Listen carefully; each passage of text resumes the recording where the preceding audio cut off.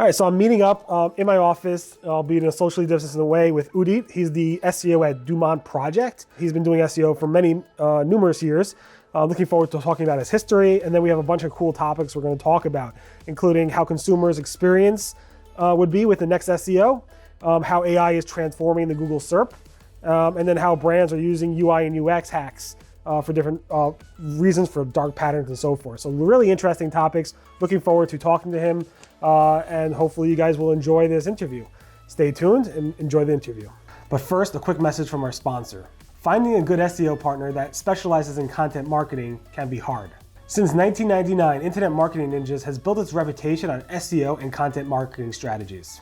Internet Marketing Ninjas is run by Jim Boykin. I've known Jim for close to 20 years now. He's been a very hands-on SEO, he's a very hands-on CEO as well, and he's built a great team at the Internet Marketing Ninjas. From what I hear, their clients are very happy with them too.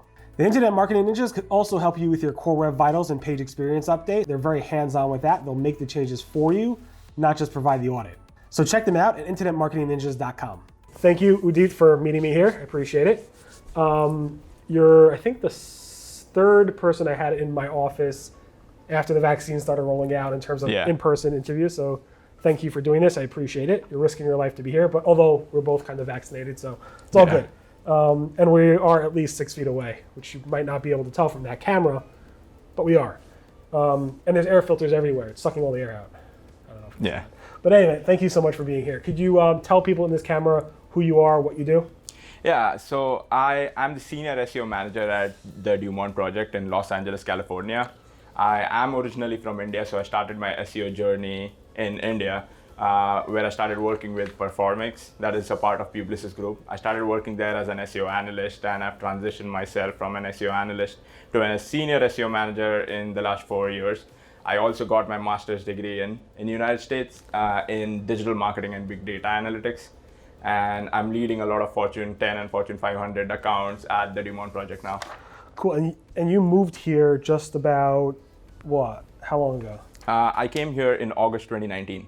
August 2019. So you had some time here before COVID hit to experience American culture, I guess. Yes, at least 2 semesters at school. That's awesome. And I'm just curious, so you did SEO also in India, right? Yes.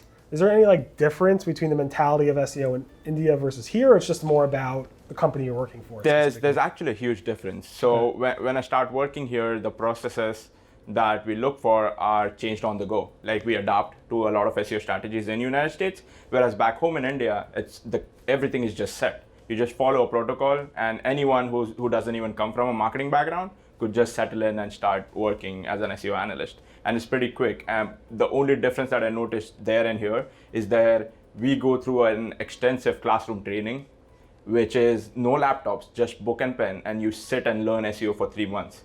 Like, you just go to office and you just start learning, and then you go back home and you study it extensively. Like, if you ask me about the Moz Beginner's Guide, I know it on what page what exists. That is how comprehensively we are taught. So you guys use the Moz Beginner Guide for... That's the first step, yes. That's the first step. Yeah. What other step? I'm curious. So what's the process? So you read a lot of books? We read a lot of books. We refer to a lot of articles. The Google SEO Starter Guide is something that is the first go-to resource for us as well. If that gets too technical, we first step down to the Moz Guide. And after that, we start moving on, start reading the central blog. And then we start watching all these videos, and we are told to watch Rand Fishkin every single day. So we keep watching Whiteboard Fridays over and over again. That is interesting. Awesome. That's great. But no Search Engine Roundtable in there. We do, for sure. So that's 20% of our time in India while working. We are told to... Education, that's it. So we keep reading as much as we can. So being here today for me is I started my SEO journey reading your blogs. And then today when I'm here, it feels really nice. I appreciate you coming. That's awesome. Thank you so much. I've known Rand since his Yellow Shoes days back in the 2003, 2004. We all grew up pretty much, it was education, just us experimenting, writing stuff, us arguing with each other. And now it's, I guess this is the next generation, which is awesome. I don't think I'm that old. Rand is actually, I think 6 months older than I am. So Rand's much older than I am, but I look much older. So that's the main difference. You moved here and you got a job where again?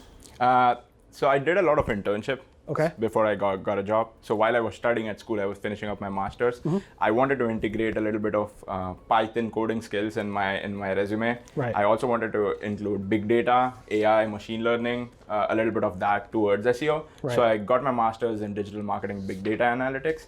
While I was doing that, I got an opportunity to intern at All Point Social, which is a social media marketing agency, but I was leading the SEO teams there. So I finished that, and after that, I got a job at the DuMont Project, which is a Los Angeles, California-based agency. Right. Not an agency, but it's kind of a consultancy where we consult clients for their SEO strategies. Right. And so just to be clear, you started that a few months ago, right? Yes. And so you've been working remotely, and you're based in Connecticut, or am I making that up? I'm actually based in New Jersey. Okay. But I've been working remote, yes. Cool. So I guess they've been hiring a lot of remote workers recently because of COVID, I guess. Yes. All right, cool. And before that, with All Point Social, you were also working remote, even before COVID? I was working remote. So I never had the experience of working in an office in the United States. Since COVID hit, it's always, every single job that I've been doing, it's been remote. And you're in North Jersey? I'm just curious. No, I'm in Jersey City, very close to the city. Oh, okay. Very nice. Not far from here. But it's probably like a 45-minute drive. It's a 45-minute drive.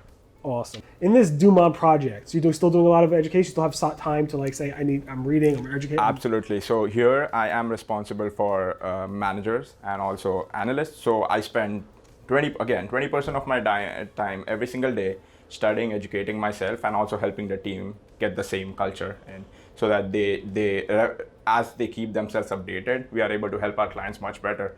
So there was a time when I started SEO and it was just optimizing title and meta descriptions and doing some backlinks and you would rank, right?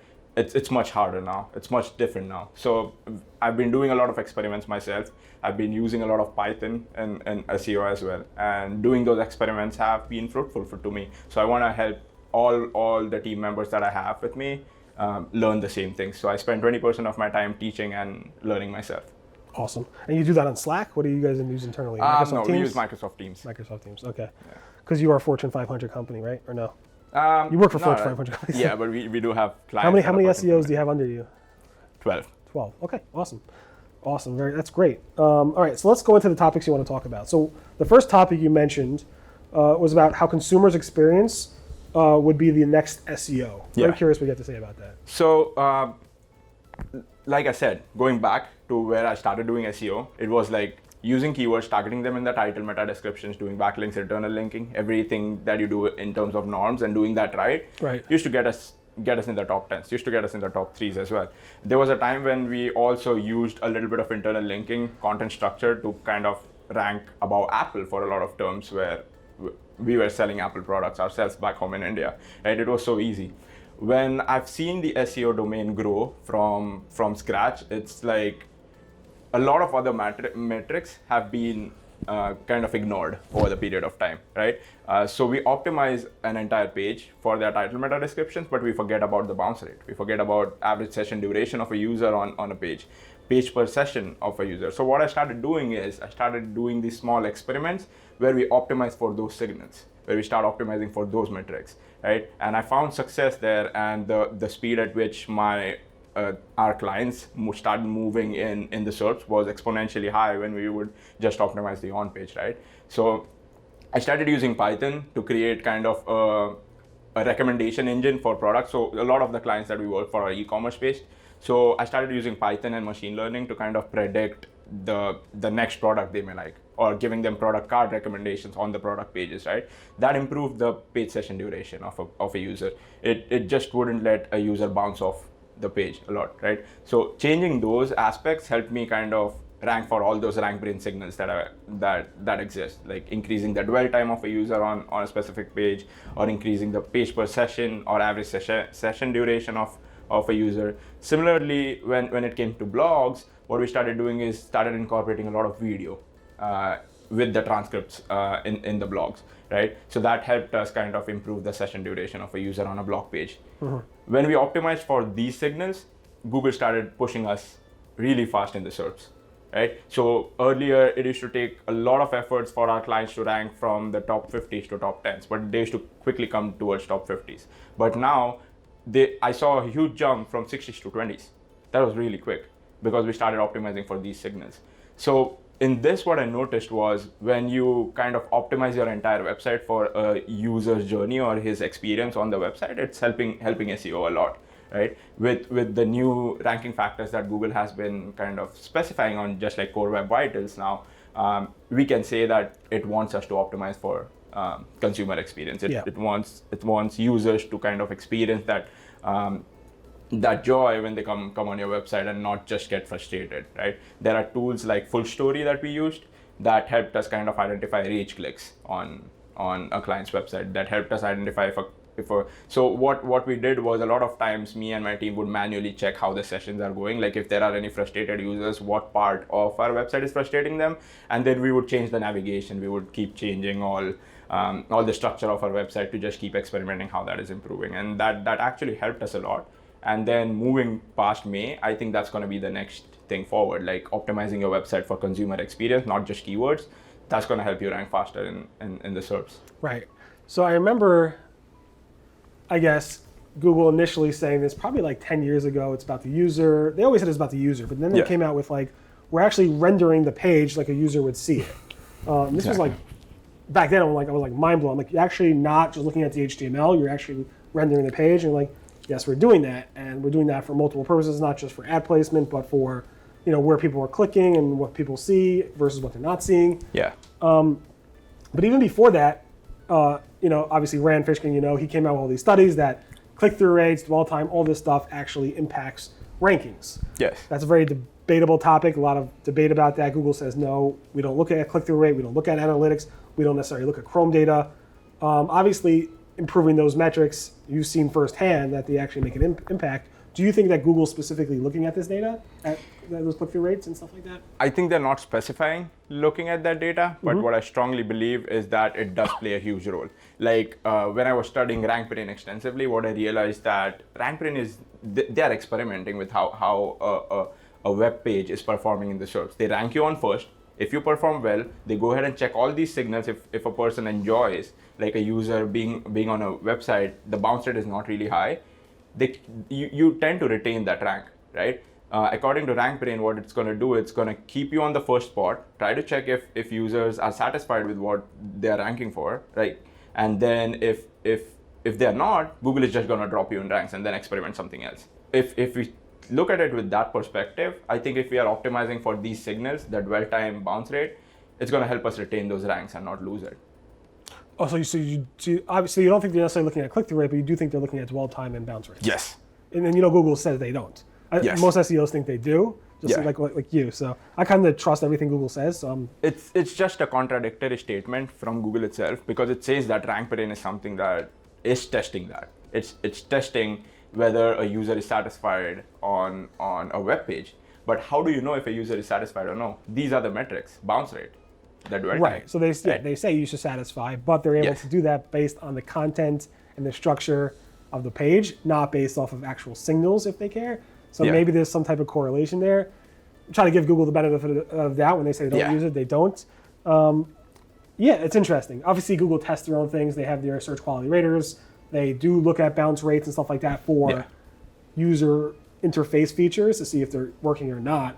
But it's not a feedback loop directly into the algorithm, they say. So they're not saying like, oh, this page got X click-through rate, or this page has X dwell time, or this page has a bounce rate of whatever, back to the search results. They're not feeding that back directly into the algorithm, they're saying.